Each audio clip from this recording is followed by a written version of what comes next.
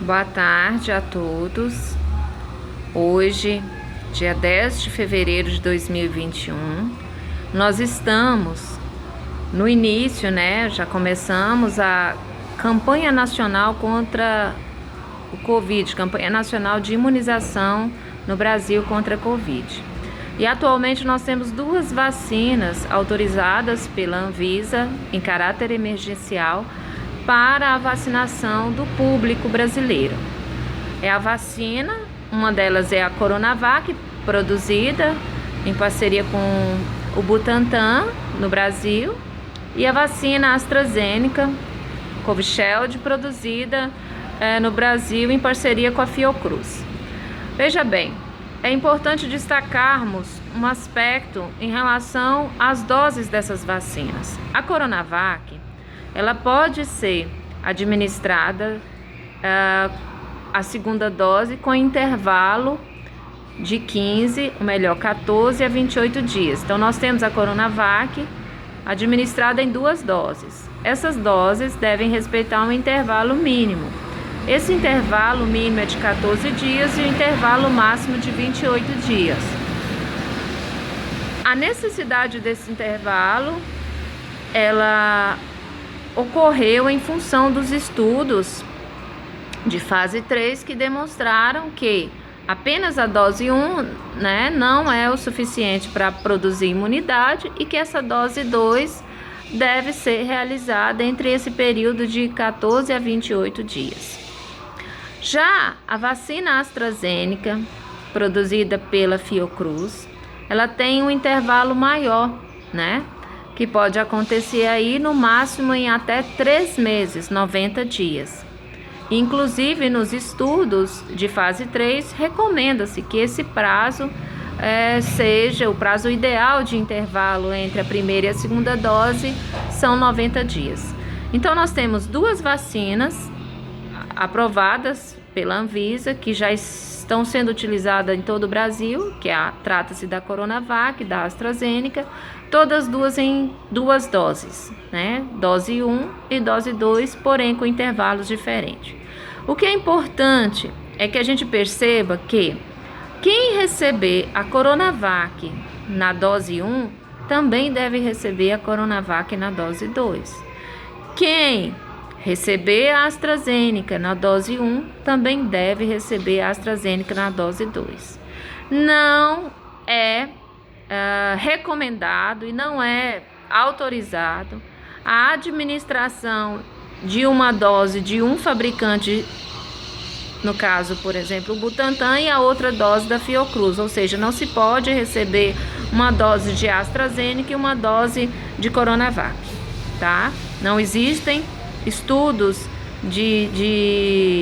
que fale sobre a aplicação simultânea ou intercalada de doses de laboratórios diferentes. O que nós temos nos estudos realizados em curto espaço de tempo, no caso em poucos meses, é que a eficácia das vacinas, a produção de anticorpos, ela vai estar acontecendo a partir da medida que você tenha a administração de doses do mesmo laboratório fabricante. Então, pessoal, não tenham o deslize de receber ou de administrar vacinas de laboratórios diferentes no combate à Covid-19. Então, não faça uma dose 1 de Coronavac e a dose 2 de AstraZeneca. Nós temos que respeitar aquilo que está determinado pelas agências reguladoras, bem como que foi realizado nos testes de eficácia das vacinas atualmente, que é a dose 1 e dose 2 do mesmo laboratório produtor, tá? Outra coisa, as vacinas são experimentais. Então, assim, em larga escala, de uma população de um país, elas estão sendo administradas nesse momento, na prática. Pode ser que aconteçam eventos adversos. O que são eventos adversos? São eventos paralelos à vacinação. A pessoa vai desenvolver imunidade quando receber a vacinação, e essa imunidade não é conquistada imediatamente, ela requer aí prazo mínimo de 2 semanas para que a pessoa comece a desenvolver os anticorpos após a vacinação. Então, pode ser também que ao receber a vacina, a pessoa apresente eventos paralelos, eventos que venham, né, com a administração da vacina, em função dos próprios componentes da vacina. Destaco que as 2 vacinas que eu citei, a Coronavac e a AstraZeneca, são de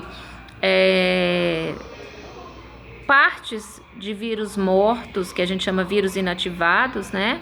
Elas não causam a doença, tá? Isso não acontece, mas elas podem ter sintomas. A pessoa pode manifestar sintomas após a vacinação, como dor de cabeça, febre, dor no corpo, que a gente chama de eventos adversos. Se isso acontecer, a orientação é que a pessoa procure a unidade de saúde onde ela foi vacinada ou alguma outra unidade de saúde e faça o relato desses eventos para que você também seja acompanhado, né? Para que o profissional faça essa notificação ao Ministério da Saúde, a fim de que a gente saiba, né, quantos % de eventos adversos podem acontecer com a administração de determinadas vacinas.